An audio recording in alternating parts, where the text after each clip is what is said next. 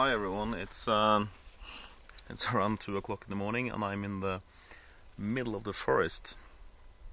I'm here to shoot some scenery. It's been a while since I did that, and I'm waiting for the sunrise.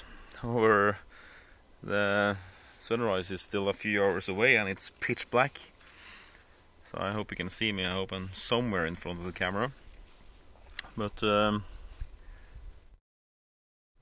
I was thinking to kill some time with recording some thoughts.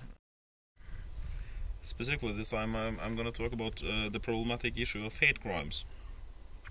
Because hate crimes are problematic simply because we are punishing people for what they are thinking. You can think what you want in most Western countries and it's not punishable. But suddenly when you have committed a crime, where the reason for you committing this crime was what you were thinking, you get punished both for the crime and for what you were thinking that led to this crime. Laws need to be based upon principles, and if one by principle is allowed to think whatever one wants to think, or whatever one thinks, you should not be punished for it. Even if what you're thinking leads to something illegal, because you basically get double punished. That, however, is not the most problematic issue about hate crimes, because the problematic issue about hate crimes is that it's the first step on a very, very slippery road to make it. To make the state capable of controlling what you are allowed to think. Of course, this is not why people want hate crime laws, but making hate crime laws is a huge door opener for allowing other kinds of thought control. For instance, if say some Western country with a huge majority of one religious group is able to ends up making laws to call it hate, to speak negatively about the dominant religion, and then you're suddenly in a situation where you are not allowed, since talking negatively about this religion is hate, and hate is a crime. You are suddenly not allowed to talk negatively about this religion. That's a real danger. A lot of countries in the western part of the world has already started outlawing negativity about religion, and that's really a scary thought now, isn't it? Even in somewhat secular countries, this is happening. Of course, you could argue that hate crime laws aren't this general. They are specialized to deal with crimes against ethnic groups or sexual minorities or like. And this is, of course, a very pragmatic and practical reason for making such laws, and it makes sense until you start thinking about the fact that you suddenly make a law that's not equal for everyone. Because if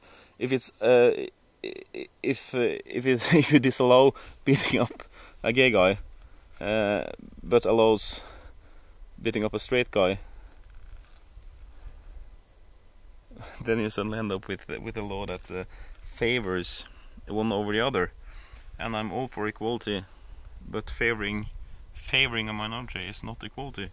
No more than favoring a majority is equality.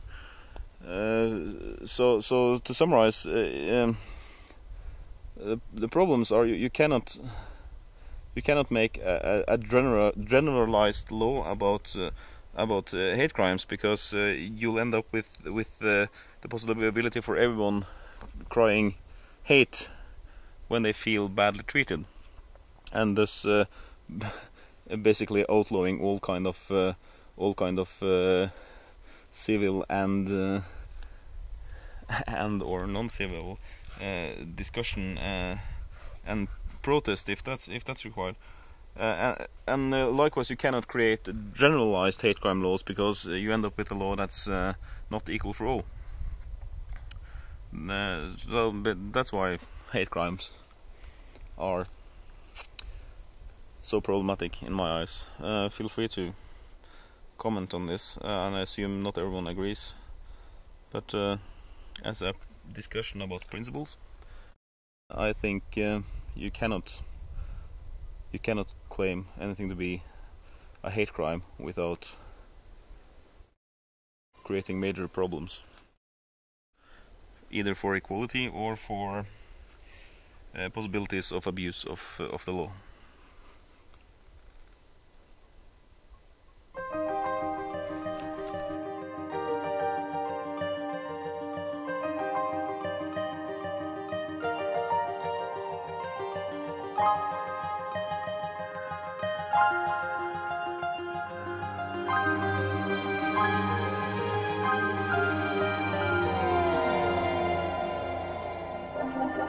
I'll give you closure.